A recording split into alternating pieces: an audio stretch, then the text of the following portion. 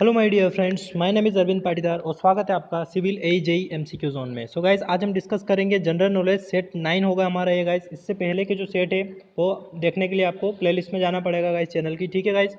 और जिन्होंने हमारा चैनल अभी तक लाइक नहीं किया वो लाइक करें, सब्सक्राइब करें और अगर कंटेंट अच्छा लगता है तो अपने दोस्तों तक ज़रूर शेयर करें। ये हमारा चैनल है गाइज, ठीक है।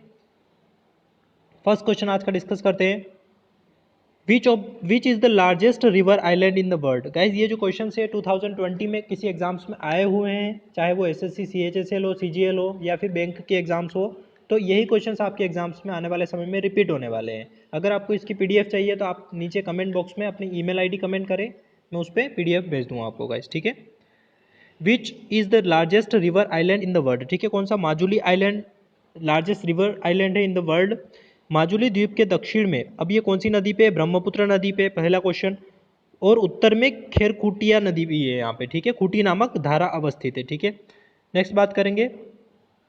खेरकुटिया खूटी ब्रह्मपुत्र नदी से ही निकलती है और आगे चलकर उसी में प्रवेश करती है। उत्तर में सुबनसिरी नदी खेरकुटिया खूटी से जुड़ जाती है। तो यहाँ पे 3 नदियाँ याद रखने आपको, एक तो ब्रह्मपुत्र नदी, एक खेरकुटिया नदी और एक सुबनसिरी नदी, ठीक है।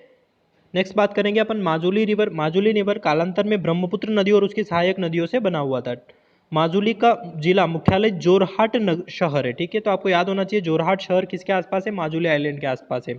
यहाँ से 20 किलोमीटर की दूरी पर माजुली जाने के लिए जोरहाट से नियमित परिवहन सेवाएं उपलब्ध है। अब यहाँ पे जो सेवाएं उपलब्ध है ना गाइस, वो फेरी लेना जरूरी होता है। इसीलिए इस आइलैंड को एक तरीके से, इस माजुली द्वीप को एक आइलैंड बोला गया है, ठीक है।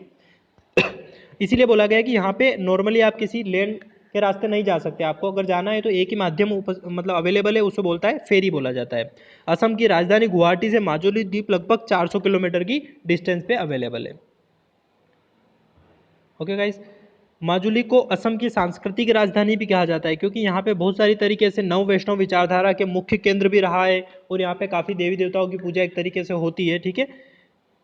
असम के मुख्यमंत्री सर्बानंद सोनोवाल ने 8 सितंबर 2016 को असम जिले के रूप में माजुली जिले का उद्घाटन किया था और ये 35वां जिला बना था असम का। ओके गाइस, यह देश का पहला द्वीप जिला भी बन गया है। माजुली जिले का उद्घाटन संगीतकार एवं दादा साहब फाल्के पुरस्कार से सम्मानित, और ये तो अब तो कह सकते हो आपके भारत रत्न से सम्मानित भूपेन हजारिका की 90वीं पुण्यतिथि पर आयोजित किया गया है, ठीक है। तो आपको पता होगा कि भूपेन हजारिका जी, प्रणब मुखर्जी और नानाजी देशमुख को अभी भारत रत्न लेटेस्ट मिला हुआ है, ठीक है। 1 सितंबर 2016 को माजुली सबसे बड़े नदी द्वीप के रूप में गिनीज वर्ल्ड बुक में रिकॉर्ड में शामिल किया गया है। अब माजुली द्वीप से संबंधित आपको बता ही दिया मैंने कि गुवाहाटी से 400 किलोमीटर दूर है, ठीक है। एशिया के अंदर में है, ये सबसे बड़ा नदी द्वीप है। ब्रह्मपुत्र नदी के बीच, मतलब एक तरीके से आप कह सकते हो कि ब्रह्मपुत्र यहाँ पे कोई जगह है और ब्रह्मपुत्र नदी इधर से आ रही है और वो ब्रह्मपुत्र नदी के बीच में ये शहर बसा हुआ है, इसीलिए बोला गया है, इसीलिए इसको नदी द्वीप कहा गया है। ऐसे तो बहुत सारे आइलैंड है जो समुद्र के अंदर में, बट ये नदी पे बना हुआ इतना बड़ा एकमात्र आइलैंड है, ठीक है। और भी है बट ये काफ़ी बड़ा है।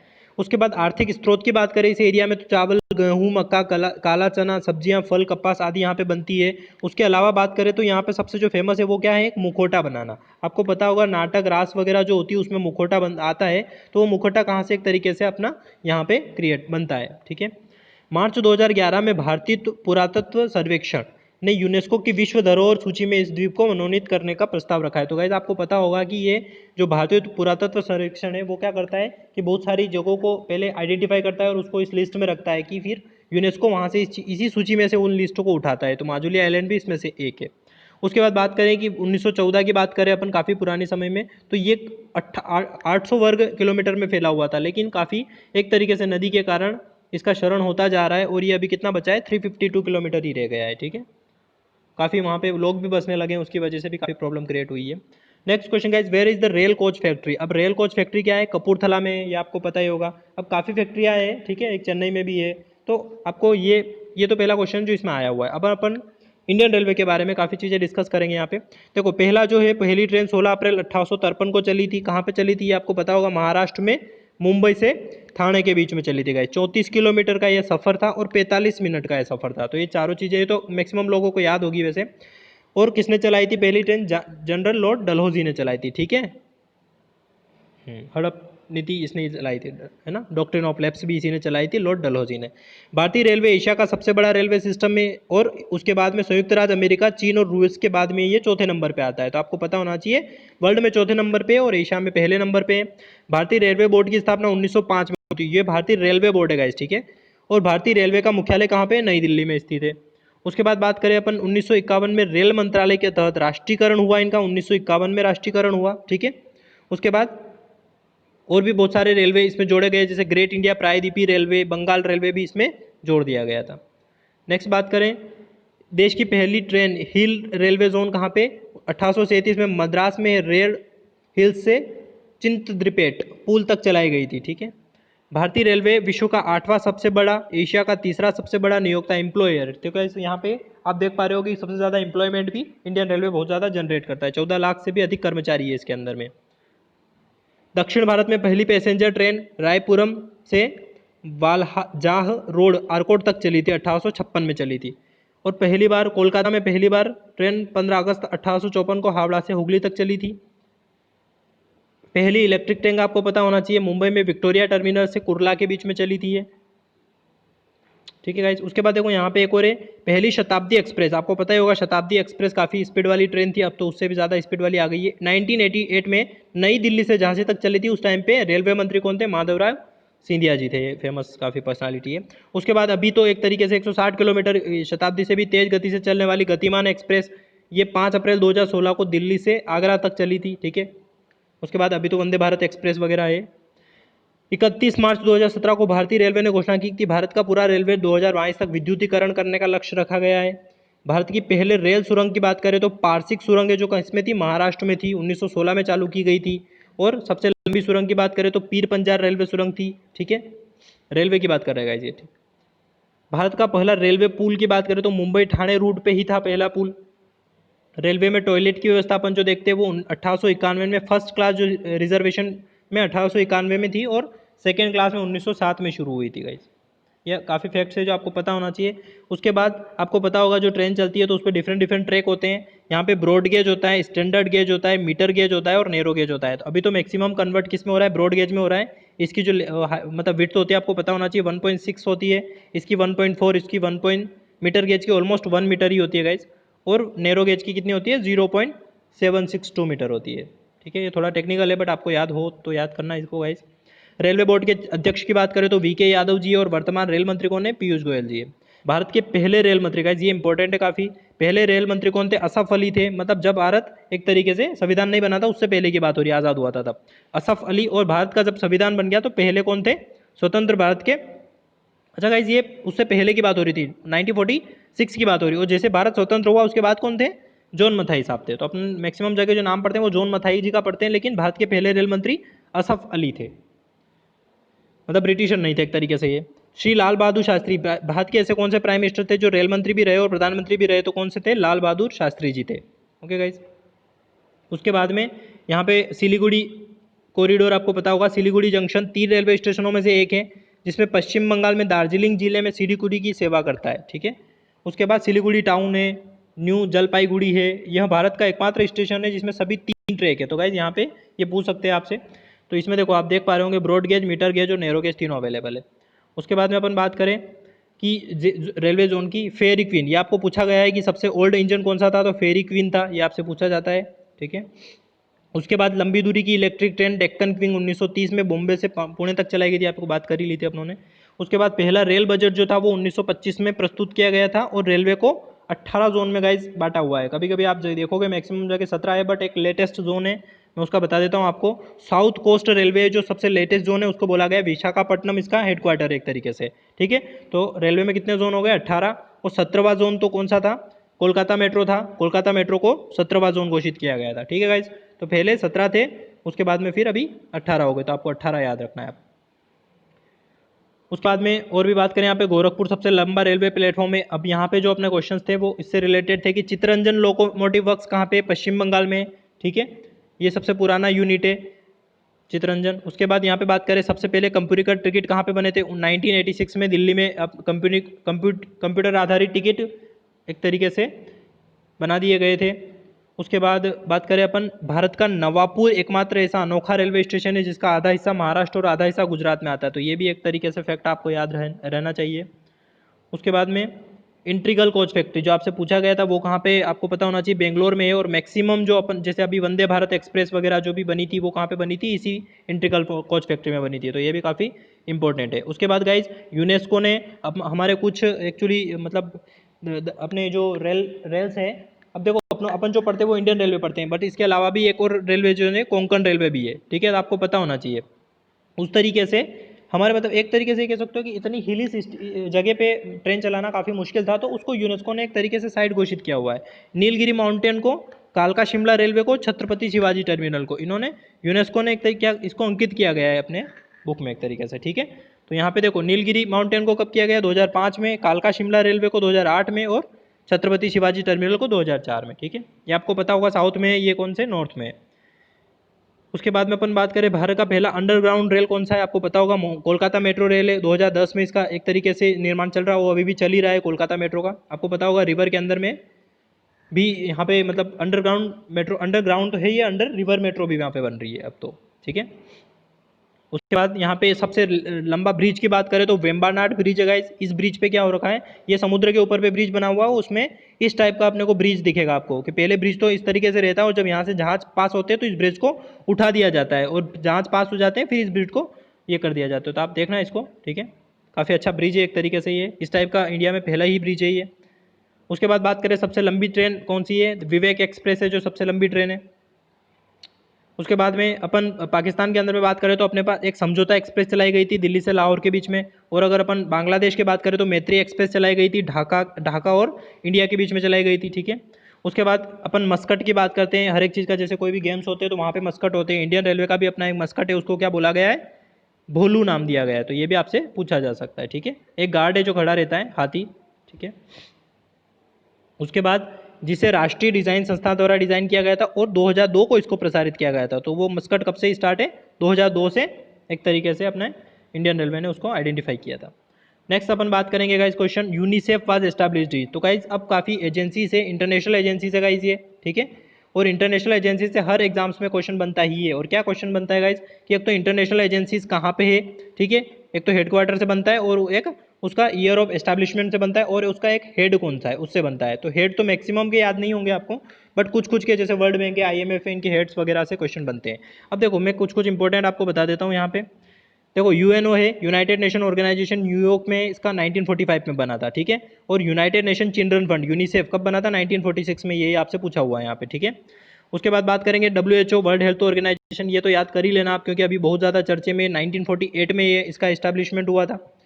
उसके बाद में WTO world trade organisation Geneva में 1995 में, मैक्सिमम गाइस जिनेवा के अंदर में आपको मिलेंगे। यूनेस्को आपको पता होना चाहिए, फ्रांस में 1946 में, ठीक है। ये मतलब विश्व विरासत धरोहरों को शामिल करता है, एक तरीके से आइडेंटिफाई करता है। उसके बाद इंटरनेशनल एटॉमिक एनर्जी कहाँ पे, वियना ऑस्ट्रिया में, ये ऑस्ट्रेलिया नहीं है गाइस, ऑस्ट्रिया है, ठीक है। वीना कैपिटल है उसकी। 1957 में organisation of petroleum exporting countries OPEC, Vienna, ठीक है, 1960 में। उसके बाद बात करें यहाँ पे गाइज तो ये काफ़ी इंपॉर्टेंट है, IMF वाशिंगटन DC में 1945 में, क्रिस्टिना लेगार्डे इसकी अभी चीफ है। वर्ल्ड बैंक की बात करें तो वाशिंगटन DC है 1945 में, और डेविड मालपास अभी इसके क्या है, चीफ है, मालपास, ठीक है, डेविड मालपास, ये आपको नाम पता होना चाहिए। और IMF की जो चीफ मतलब इकोनॉमिकल एडवाइजर है वो कौन है, गीता गोपीनाथन जी है, ठीक है। और वर्ल्ड बैंक की अभी बनी है, नया बने हैं, तो उसका नाम आपको सर्च करना है। ICH Indian court of justice में, द हेग में इसका, नीदरलैंड के अंदर है, और 1945 में इसका हेडक्वार्टर है। और आपको इसमें कमेंट बॉक्स में कमेंट करना है कि यहाँ पे जो हेड है वो कौन है, एक इंडियन ही है, ठीक है। उसके बाद NATO north Atlantic treaty organisation, ये कहाँ है, ब्रुसेल्स में, 1949 में, काफ़ी पुराना ऑर्गेनाइजेशन है गाइज ये भी, ठीक है। उसके बाद बात करें अपन सार्क, ये सब पूछा जाता है, ये कि south Asian association for regional corporation, ठीक है। तो ये काठमांडू नेपाल में है, इंडिया इसका मेंबर है। 1985 में ये ऑर्गेनाइजेशन बना था, कहाँ पे, ढाका में बना था, बांग्लादेश में, लेकिन अब उसका हेडक्वार्टर कहाँ पे, काठमांडू नेपाल में। और एक और है आसियान, जब से पूछा जाता है कंफ्यूज करने के लिए, इंडिया आसियान का मेंबर नहीं है गाइस, ठीक है। जकार्ता इंडोनेशिया में इसका हेडक्वार्टर है, 1967 में। Association of south east Asian nation का कहा जाता है इसको। और एक होता है वर्ल्ड इकोनॉमिक फोरम, इसका जो एक तरीके से वो जो ये होता है, क्या कहेंगे इसका, जो मीटिंग होती है वो कहाँ पे होती है, डावोस है ना, स्विट्जरलैंड ठीक है, डाउस में होती है, डाउस स्प्रिंग चेक कर लेना आप उसको। कोलोंजी स्विट्जरलैंड में इसका हेडक्वार्टर है 1971 में। उसके बाद में बात करेंगे यहाँ पे आईसीसी इंटरनेशनल क्रिकेट काउंसिल, इससे पूछा जाता है दुबई में, इसका हेडक्वार्टर है यूएई, 1909 में बना था, 1909 में गाइस, काफ़ी पुराना ये। उसके बाद गाइस कुछ इंडियन ऑर्गेनाइजेशन के भी मैंने नाम लिए थे। Council of scientific and industrial research अभी काफ़ी न्यूज़ में है, CSIR 1942 में बना था। ठीक है, उसके बाद में जो इंपॉर्टेंट न्यूज़ में उसी के गाइस क्वेश्चन बनते हैं। Central board of film certification 1951 में बना था गाइस ये। उसके बाद में बात करें अपन GSI geological survey of India, ठीक है, ये कब बना था? 1851 में, काफ़ी पुराना है गाइस ये, आप समझ सकते हो इसको। उसके बाद सबसे मोस्ट इंपॉर्टेंट जो आने वाले समय में पूछा जाएगा, ICMR Indian council of medical research, क्योंकि अभी जितनी भी दवाइयों पे टेस्ट चल रहा है कोरोना के केस में, वो सब यही ऑर्गेनाइजेशन देख रही है। 1911 में, काफ़ी पुरानी ऑर्गेनाइजेशन है गाइस ये भी।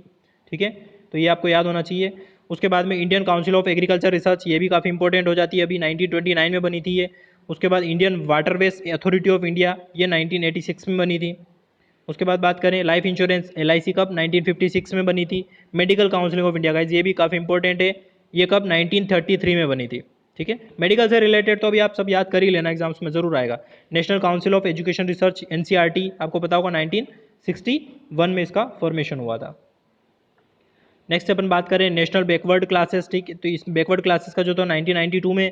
नेशनल फिल्म डेवलपमेंट कॉर्पोरेशन 1975 की बात है ये।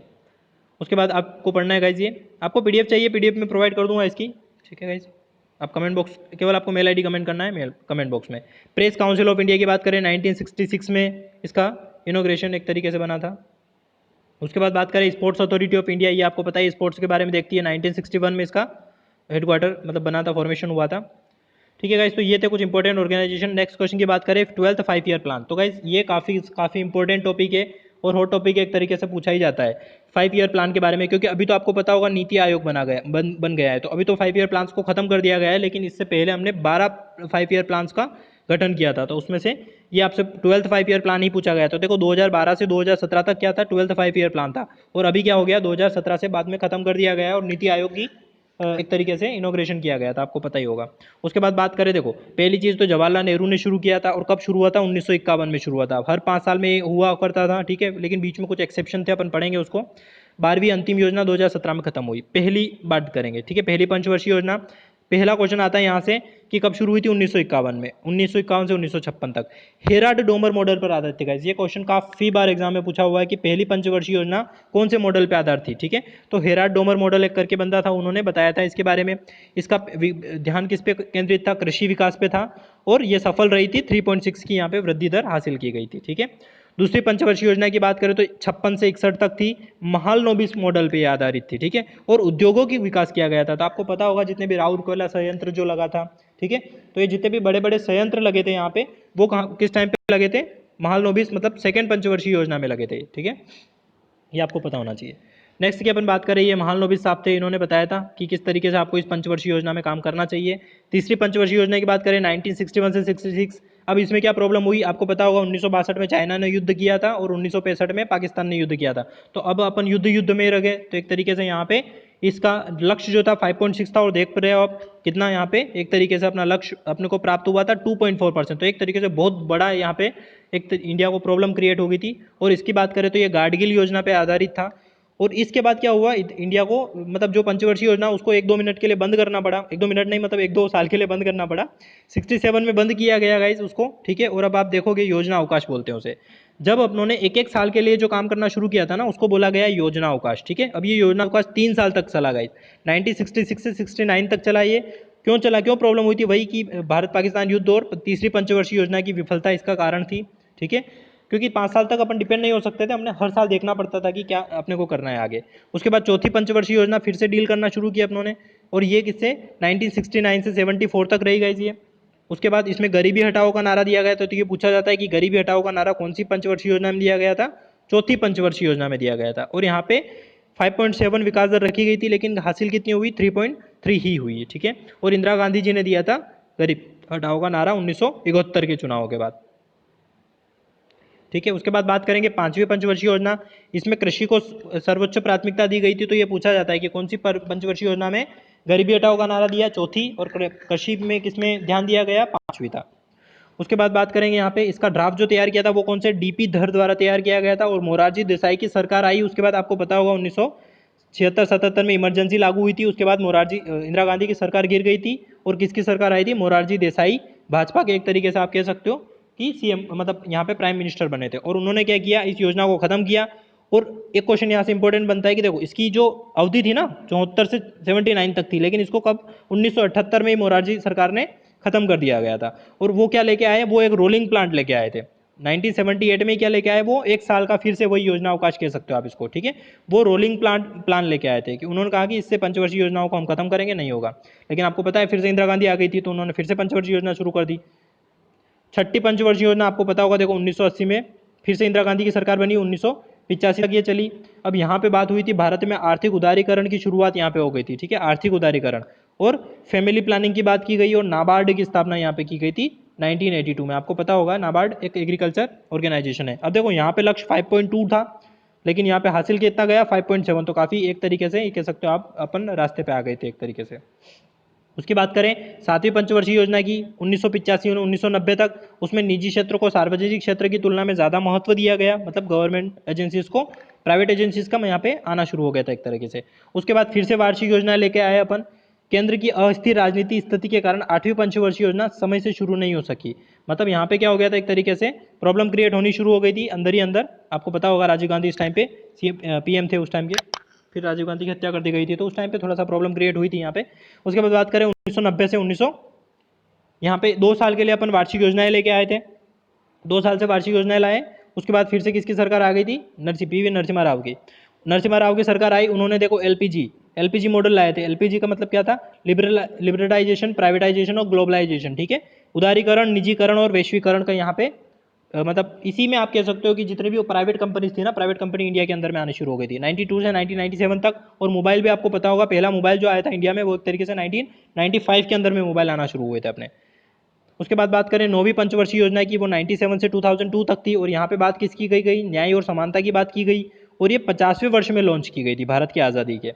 और यहाँ पे विकास दर यहाँ पे भी नहीं एक तरीके से अपन प्राप्त कर पाए, 5.6 रखी थी लेकिन 7 रखी थी, लेकिन हासिल कितनी हुई, 5.7 हासिल हुई। 10वीं पंचवर्षीय योजना की बात करें 2002 से 2007 तक थी। उसके बाद यहाँ पे जो लक्ष्य रखा गया था, प्रति व्यक्ति की आय डबल करना है आपको 10 वर्षों में, और यहाँ पे भी यही हुआ एक तरीके से, कुछ काम हुआ न कुछ नहीं हुआ, ठीक है। यहाँ पे भी आप देख पाओगे 8% रखा था लेकिन 7.2%, फिर भी एक तरीके से कह सकते हो काफ़ी हद तक हुआ यहाँ पे भी काम, ठीक है।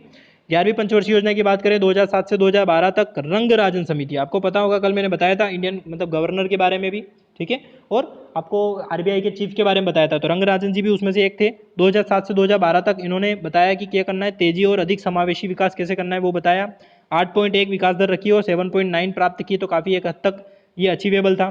12वीं पंचवर्षीय योजना आपको पता होना चाहिए 2012 से 2017 तक था, और यहाँ पे भी यही बात था अपना, तेजी, विकास, अधिक समावेशी और सतत विकास पे ध्यान देना था। यहाँ पे 8% रखा गया लेकिन शामिल कितना हुआ 6.8%, तो ये भी एक तरीके से ठीक फेलियर ही था। तो ये गाइज पंचवर्षीय योजना की बात हुई। उसके बाद 12वीं पंचवर्षीय योजना के उद्देश्य क्या थे, गैर कृषि क्षेत्र में 50 मिलियन नए काम का अवसर पैदा करना, है ना, बच्चों के कुपोषण को कम करना, गाँवों में बिजली पहुँचाना, उचित पेयजल की व्यवस्था करना, पेड़ लगाना, परिवारों को बैंकिंग सेवा से जोड़ना, तो ये काफ़ी उस टाइम पे लक्ष्य थे और काफ़ी हद तक पूरे भी हुए हैं, ठीक है। उसके बाद में मोदी जी ने बंद कर दी योजना है, और क्या लेके आ गए, वो नीति आयोग लेके आ गए, है ना।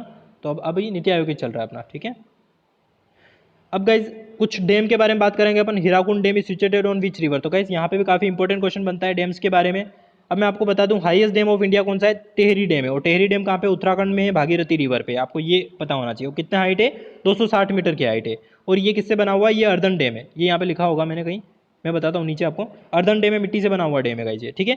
लॉन्गेस्ट डैम की बात करेंगे गाइज, तो लॉन्गेस्ट डैम कौन सा है, हीराकुंड डैम है, जो उड़ीसा में है और महानदी रिवर पे बना हुआ है, ठीक है। ईयर ऑफ कंप्लीशन 1953 में, और ये 25 किलोमीटर के आसपास का है मतलब। उसके बाद बात करें सबसे ओल्डेस्ट डैम कौन सा है, तो कालानाई डैम तमिलनाडु के अंदर में जो सबसे पुराना डैम है।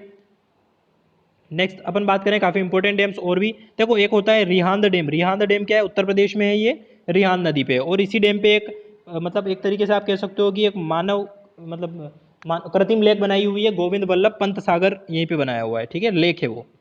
मेथान डैम कहाँ पे है, ये बराकर नदी पे झारखंड में। कोयना डैम महाराष्ट्र में, कोयना नदी पे ये। मेट्टूर डैम कहाँ पे है, तमिलनाडु में, कावेरी रिवर पे। तो ये आपको पता होना चाहिए गाइस। डायरेक्ट क्वेश्चन एग्जाम में गाइस पूछा जाता है। उसके बाद कृष्ण सागर डैम है कर्नाटका कावेरी रिवर पे, और इस डैम के बारे में बात करें तो पहले इंजन एक तरीके से हमारे फर्स्ट मतलब जिसको कहा जाता है ये कह सकते हो आपके सिविल इंजीनियर, पहले सिविल इंजीनियर कौन थे, याद है गाइस आपको? विश्वेश्वरैया जी, एम विश्वेश्वरैया जी थे जो पहले एक तरीके से आप कह सकते हो कि इंजीनियर, मतलब जो आज में इंजीनियर डे मनाया जो जाता है, जो इंजीनियर्स डे मनाया जाता है वो एम विश्वेश्वरैया जी की याद में ही मनाया जाता है। ठीक है, उन्होंने ही कृष्ण सागर डैम को बनाया था। वो काफ़ी बहुत बड़े मतलब सिविल इंजीनियर थे जिन्होंने काफ़ी कंस्ट्रक्शन किया था। मैंने अपने चैनल में उनकी बायोग्राफी कवर कर रखी है गाइस, अगर देखना चाहो तो आप देख सकते हो। इंदिरा सागर डैम की बात करें मध्य प्रदेश में नर्मदा रिवर पे, सरदार सरोवर नर्मदा रिवर पे ही है गुजरात के अंदर में, नागार्जुन आंध्र प्रदेश में कृष्णा रिवर पे, हीराकुंड डैम बता ही दिया उड़ीसा में, भाखरा नागर डैम पंजाब में गाइस सतलुज पे, और इसको पंजाब और हिमाचल दोनों में गाइस कंफ्यूज मत होना यहाँ पे, मैक्सिमम तो अपन बोल सकते हैं इसको हिमाचल प्रदेश में आता है ये। टेहरी डैम कहाँ पे, उत्तराखंड बता दिया, भागीरथी रिवर पे। अब यहाँ पे कुछ पिक्स दिखा देता हूँ मैं आपको, जैसे टेहरी डैम है उत्तराखंड में, ठीक है, उत्तराखंड में भागीरथी रिवर पे, ठीक है गाइस। इसकी कुछ अगर स्पेसिफिकेशन की बात करो, उत्तराखंड में हाईएस्ट डैम है इंडिया का ये, टॉप 10 वर्ल्ड में आता है ये, और भागीरथी रिवर पे रॉकफिल डैम है गाइस ये, ठीक है, पत्थरों से बना हुआ एक तरीके से, यहाँ पे कंक्रीट का यूज़ बहुत कम किया गया है या ना के बराबर किया गया है। उसके बाद आपको डैम का तो यूज़ पता होगा ही गाइस, एक तो इरिगेशन के लिए यूज़ करते हैं, इलेक्ट्रिसिटी पैदा होने के लिए करते हैं, फ्लड को रोकने के लिए यूज़ करते हैं, तो डैम के काफ़ी ज़्यादा यूज़ होते हैं। उसके बाद भाखरा नदी पे आपको पता ही होगा, ये ग्रेविटी डैम है, काफ़ी ऊंचा डैम है गाइस ये, ठीक है, और काफ़ी पुराना डैम भी है। आप देख सकते हो 225 मीटर की हाइट पे, और दूसरा एशिया का दूसरा है ये, पहला टेरी डैम हो गया। कंक्रीट ग्रेविटी डैम है 226 मीटर का है, कौन सी रिवर पे है, सतलुज रिवर पे, आपको पता होना चाहिए। उसके बाद में बात करें अपन हीराकुंड डैम, बता ही दिया मैंने आपको, यहाँ पे 25 किलोमीटर का कम से कम आप रास्ता है। ये रास्ता आप जो देख पा रहे हो ना, ये डैम में तो रहता ही है, उसके आसपास इधर का उधर का मिला के रास्ता देखे तो 25 किलोमीटर का है गाइस ये। यहाँ पे आप देख पा रहे होंगे महानदी रिवर पे ये बना हुआ है, लॉन्गेस्ट डैम है वर्ल्ड का ये, 26 किलोमीटर ऑलमोस्ट लिखा हुआ है यहाँ पे, ठीक है। और ये क्या है, कंपोजिट डैम है, मतलब मिक्स करके बनाया हुआ है एक तरीके से। और यहाँ पे देखो, ये कभी कभी क्वेश्चन पूछ सकते हैं कि यहाँ पे दो टावर हैं दोनों तरफ, एक तो गांधी मीनार बोला जाता है और एक को नेहरू मीनार बोला जाता है, तो ये भी कभी हो सकता है आपसे पूछ ले, इसी टाइप के क्वेश्चन पूछते हैं एसएससी वाले, ठीक है। उसके बाद में गाइस बात करें अपन नागार्जुन सागर डैम, तो ये कहाँ पे, साउथ में आंध्र प्रदेश में है। तो यहाँ पे आप देख सकते हो आंध्र प्रदेश के अंदर में ये मेसनरी डैम है एक तरीके से, और largest man made lake in the world, यहाँ पे मतलब मैन मेड लेक बनाई हुई है, और कृष्णा रिवर पे बना हुआ है गाइस ये मेसनरी डैम है। उसके बाद बात करें सरदार सरोवर डैम, ये अभी इनोग्रेशन हुआ था, इसका 1-2 साल पहले ही की बात है अभी, ठीक है। उसके बाद में आपको पता होगा इसी के आसपास अपने एक मूर्ति बनाई हुई सरदार सरोवर की, जो सबसे ऊंची मूर्ति है, ठीक है, 226 मीटर के आसपास की अप्रोक्स मूर्ति है। सरदार सरोवर गुजरात में बनाई हुई है, ठीक है, नर्मदा वैली प्रोजेक्ट के तहत बनाया हुआ है, और मध्य प्रदेश राजस्थान और महाराष्ट्र की संयुक्त परियोजना है गाइस ये, नर्मदा रिवर पर बनी हुई है, और की ग्रेविटी डैम है, ठीक है। ग्रेविटी डैम का मतलब होता है कंक्रीट से बना हुआ है, और ये अपना वेट सेल्फ वेट इसी के कंक्रीट से ही अपना सेल्फ वेट रजिस्ट करता है। नेक्स्ट गाइस बात करेंगे राष्ट्रपति भवन के बारे में, और राष्ट्रपति भवन के बारे में काफ़ी क्वेश्चन पूछा जाता है कि ये कब क्या बना था। तो गाइस पहली चीज़ तो ये है कि वास्तुकार इसके कौन थे, एडविड लुटियंस थे, तो ये पूछा जाता है एडविड लुटियंस, और एक और नाम है बेकन्स, ठीक है, ये आप देख पाओगे। देखो राष्ट्रपति भवन का एक इतिहास है, वर्ष 1911 में आपको पता होगा, 1911 में और 1912 में अपना क्या हुआ था, जो अपनी राजधानी थी पहले कौन सी हुआ करती थी, कलकत्ता, कलकत्ता से कहाँ शिफ्ट किया गया था, दिल्ली अपनी राजधानी को शिफ्ट किया गया था। तो ऐसी नहीं हो गई थी, ब्रिटेन के अपन मतलब अधीनस्थ थे, तो ब्रिटेन से एक राजा आए थे, उनका नाम क्या था, जॉर्ज पंचम आए थे। तो जॉर्ज पंचम के आने की खुशी में दिल्ली दरबार सजा था, वो दिल्ली दरबार में कोलकाता से राजधानी दिल्ली शिफ्ट की कब, 22 दिसंबर 1911 को ये आए थे, ठीक है। अब यहाँ पे एक बात देख पाओगे आप कि उससे पहले जो वायसराय थे, आपको पता होगा गवर्नर जनरल हुआ करते थे, गवर्नर जनरल कब तक, 1900 मतलब 1856 की क्रांति तक गवर्नर जनरल होते थे। उसके बाद क्या हुआ था, यहाँ तक तो अपनी जो ये ब्रिटिश मतलब एक तरीके से जो कंपनी थी वो राज करती थी, लेकिन 1956 के बाद कौन राज करना शुरू हो गया था, ब्रिटेन, डायरेक्ट ब्रिटेन राज करता था इंडिया के ऊपर। तो वहाँ से वायसराय का पद आ गया था। तो ये वायसराय आपको पता ही होगा, लॉर्ड माउंटबेटन लास्ट वायसराय थे। तो वायसराय पहले कहाँ रहते थे, कोलकाता में रहते थे, उनके लिए जगह बनाई गई कहाँ पे, दिल्ली में। तो किसको बुलाया गया, उनको बुलाया एडविन लुटियंस को बुलाया, उनको बोला कि भैया एक अच्छे से भव्य मतलब महल का निर्माण करो आप एक तरीके से। तो वो किसके पास गए, वो हर्बर्ट हर्बर्ट बेकर के पास गए, और इन दोनों ने मिलकर क्या किया, एक भव्य महल का निर्माण किया, जिसको बोला जाता है राष्ट्रपति भवन, ठीक है। 1912 में ये आए आपस में मिलके, उन्होंने काम शुरू किया, और 1929 तक इसका काम खत्म हुआ गाइस, काफ़ी देख पा रहे होंगे आप, काफ़ी टाइम लगा इसको। उसके बाद में क्या हुआ था, 1947 में जब भारत आज़ाद हुआ तो ब्रिटिश सरकार ने इसको वायसराय हाउस के नाम से भारत को सौंप दिया गया था, ठीक है। उसके बाद में आपको पता होगा कि पहले स्वतंत्र भारत के गवर्नर जनरल कौन थे, छत्रपति राजा राजगोपालाचारी थे। और एक तरीके से देखो 1946-47 में देश आज़ाद हुआ, उसके बाद कौन थे, उसके बाद भी लॉर्ड माउंटबेटन थे काफ़ी टाइम तक। उसके बाद क्या हुआ, फिर जब भारत का पहले बना तो कौन थे, चक्रवर्ती राजगोपालाचारी थे। तो वो कहाँ पे रहे, वो इसी में रहेंगे क्योंकि वायसराय इसमें रहा करते थे। लेकिन वो ज़्यादा टाइम इसमें रहे नहीं, उन्होंने यहाँ का छोड़ दिया एक तरीके से। 26 जनवरी 1950 को जब देश का संविधान बना तो उसके बाद क्या हुआ, वायसराय मतलब यहाँ पे गवर्नर वायसराय का बात थी तो वायसराय को हटा के यहाँ पे राष्ट्रपति को रहने के लिए इजाजत दी। और पहले राष्ट्रपति कौन रहे थे इसमें, राजेंद्र प्रसाद जी रहे थे, ठीक है। तो उसके बाद इसको राष्ट्रपति घोषित कर, राष्ट्रपति इसका नाम राष्ट्रपति भवन कर दिया वायसराय भवन से। ओके गाइज, अब कुछ फैक्ट बस की बात करें तो देखो 1912 में स्टार्ट हुआ, 1929 तक काम खत्म हुआ। 130 हेक्टेयर में फैला हुआ है गाइज, काफी बड़ी जगह में फैला हुआ है। रायसीना की पहाड़ी पे है गाइज ये। तो अपने पूछा जाता है कि राष्ट्रपति भवन कौन सी पहाड़ी पे बना हुआ है, रायसीना पहाड़ी पे बना हुआ है। अरावली रेंजेस में ये रायसीना पहाड़ी, आपको पता होगा राजस्थान में अरावली पर्वत है और सबसे ऊंची चोटी कौन सी है, दिलवाड़ा टेम्पल है। कहाँ पे, गुरु शिखर, आबू रोड, आबू में, ठीक है। और ये चार देखो यहाँ पे क्या है, ये 4 मंजिला भवन है और 340 कमरे गाइस इसमें, छोटा मोटा मतलब भवन नहीं है, एक महल है, ठीक है। उसके बाद 750 कर्मचारी इसमें रोज काम करते हैं। इसमें एक गार्डन है, उसका नाम मुगल गार्डन है। तो ये क्वेश्चन पूछा जाता है एग्जाम में कि मुगल गार्डन कहाँ पे है, राष्ट्रपति भवन में। यहाँ पे एक समारोह आयोजित किया जाता है, उद्यानोत्सव, ठीक है। कहाँ, कब, फरवरी में आयोजित किया जाता है। उसके बाद में बात करें यहाँ पे गाइज 2007 में भारत सरकार ने इसे रख रखाव के लिए 100 करोड़ रुपए का खर्च किया था। तो ये देख सकते हो बहुत बड़ी अमाउंट खर्च हुआ था। बैंकेट हॉल है गाइज यहाँ पे, एक बैंकेट हॉल में क्या होता है 140 अतिथि एक साथ में बैठ सकते हैं। तो ये भी बहुत बड़ी बात है अपने आप में। उसके बाद जब जॉर्ज पंचम साहब आए थे ना तो यहाँ पे 640 किलो का एक चांदी का कुर्सी बनाई गई थी उनके लिए। वो आज भी यहाँ पे 1911 में दिल्ली दरबार में ये बैठे थे। तो गाइज एक मतलब राजा जी आए थे भैया, तो उस टाइम पे आप देख ही सकते हो। गौतम बुद्ध की यहाँ पे बहुत बड़ी प्रतिमा है, 4वीं और 5वीं शताब्दी की, ठीक है। गुप्त काल के समय की, आपको पता होगा 4वीं-5वीं शताब्दी में गुप्त काल हुआ करते थे यहाँ पे, कुमार गुप्त है ना, स्कंद गुप्त उस टाइम पे। उसके बाद बात करें, यहाँ पे गैलरी भी है, बच्चों के लिए उपलब्ध है। और 10 बजे से एक मतलब यहाँ पे एक समारोह आयोजित किया जाता है, चेंज ऑफ गॉड, वहाँ पे मतलब सामान्य नागरिक भी जा सकते हैं यहाँ पे। और शनिवार को आयोजित किया जाता है ये। भारत के राष्ट्रपति इसी भवन में अतिथि कक्ष में रहते हैं। तो गाइस आपको पता होगा पहले वायसराय रहा करते, तो उस वायसराय वाले रूम में नहीं रहते, एक अतिथि कक्ष है उसमें रहते हैं, ठीक है। उसमें कोई रहना पसंद नहीं करता। उसके बाद बात करें यहाँ पे भारत के राष्ट्रपति की सूची की बात कर लेते हैं गाइस। यहाँ पे नॉर्मली बता देता हूँ मैं, राजेंद्र प्रसाद, सर्वपल्ली राधाकृष्णन, जाकिर हुसैन, वीवी गिरी, मोहम्मद हिदायतुल्लाह, फखरुद्दीन अली अहमद, आपको जस्ट रिवाइज कर रहा हूँ मैं गाइस, दानाजी जट्टी, नीलम संजी रेड्डी, ज्ञानी जैल सिंह, रामास्वामी वेंकट रमन, शंकर दयाल शर्मा, रमन नारायण, ठीक है। उसके बाद एपीजे अब्दुल कलाम साहब, उसके बाद प्रतिभा देवी सिंह पाटिल, प्रणब मुखर्जी और रामनाथ कोविंद साहब अभी है। उसके बाद गाइज अभी मैं थोड़ा लेटेस्ट का आपको बता देता हूँ एक चीज़, क्योंकि ये राष्ट्रपति भवन जो है वो ज़्यादा टाइम आपको नहीं दिखेगा, क्योंकि अभी नया राष्ट्रपति भवन बनाने की भी बात की गई और संसद भवन बनाने की बात की गई गाइज, क्योंकि ये काफ़ी पुराना हो गया एक तरीके से। आपको बता ही दिया 1912 की बिल्डिंग बनी हुई है ये। तो अब इसको मतलब एक तरीके से तब विश्व विरासत धरोहर में शामिल कर दिया जाएगा और देखने के लिए खोल दिया जाएगा। अभी एक जो प्रोजेक्ट अभी न्यूज़ में वो है सेंट्रल विस्टा प्रोजेक्ट 2019। इस सेंट्रल विस्टा प्रोजेक्ट के तहत क्या नया संसद भवन बनाया जाएगा अपना, और उसका शेप कौन सा होगा, ट्रेंगुलर शेप की बिल्डिंग होगी ये। और एक सेक्रेटरीट को भी बनाया जाएगा अलग से, ठीक है। मतलब क्या होता है कि अभी क्या होता है कि एक जो नेता होता है, आपको पता होगा एक नेता होता है, उस नेता के साथ नेता को तो ज़्यादा कुछ आता नहीं है, एक आईएएस ऑफिसर हमेशा होता है। वो आईएएस ऑफिसर क्या होता है, उस नेता का सेक्रेटरी होता है, ठीक है। जब भी संसद में कोई बात चल रही होती है तो नेताजी कुछ भी बोलते हैं, वो नेताजी कुछ नहीं बोलते, नेताजी को कुछ कागज दिया जाता है, वो कागज बोलते हैं। वो कागज कौन बनाता है, सेक्रेटरी बनाता है, वो एक आईएएस ऑफिसर होता है, ठीक है। तो ये आईएएस ऑफिसर कहाँ रहते हैं, एक तरीके से सेक्रेटरीट में बैठते हैं। सेक्रेटरीट बिल्डिंग है वो काफी दूर है इस संसद भवन से। तो अभी गवर्नमेंट क्या सोच रही है, संसद भवन और सेक्रेटरीट को पास में रखा जाए ताकि ये आने जाने का टाइम और ये सारा काज बचा जा सके, ठीक है। और एक राजपथ भवन जो है, राजपथ भवन आपको पता है, राजपथ है, एक पथ है पूरा जिसपे सारी बिल्डिंग्स है, उसको भी क्या किया जाएगा, 3 किलोमीटर का ये पथ है, उसको भी एक तरीके से जीर्णोद्धार किया जाएगा।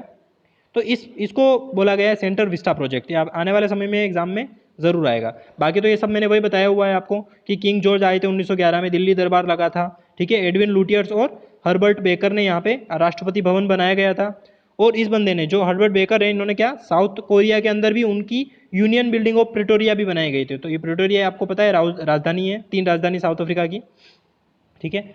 उसके बाद बात करें तो ये बता ही दिया मैंने, पार्लियामेंट हाउस लुटियन बेकर ने बनाया था, राष्ट्रपति भवन किसने, एडविन लुटियन ने बनाया था, और सेक्रेटरीट हर्बर्ट बेकर ने बनाया था। तो ये 3 पूछा जाता है आपसे, पार्लियामेंट की बिल्डिंग लुटियन से बेकर दोनों ने मिलकर, राष्ट्रपति भवन किसने, एडविन लुटियंस ने, और सेक्रेटरीट हर्बर्ट बेकर ने। अब गाइज ये जो मैंने कुछ क्वेश्चन ऐड किए हुए हैं, ये क्वेश्चन आपको खुद को पढ़ना है, ठीक है। आप स्क्रीनशॉट लेके भी पढ़ सकते हो गाइज, और आपको पीडीएफ चाहिए तो मैंने फिर बोला आपको, आप मेल आईडी कमेंट करें, मैं आपको सेंड कर दूंगा। ये आपको खुद पढ़ना है गाइज। कुछ क्वेश्चंस मैंने ऐड कर दिए हैं जो हो सकता है आपके एग्जाम्स में आए।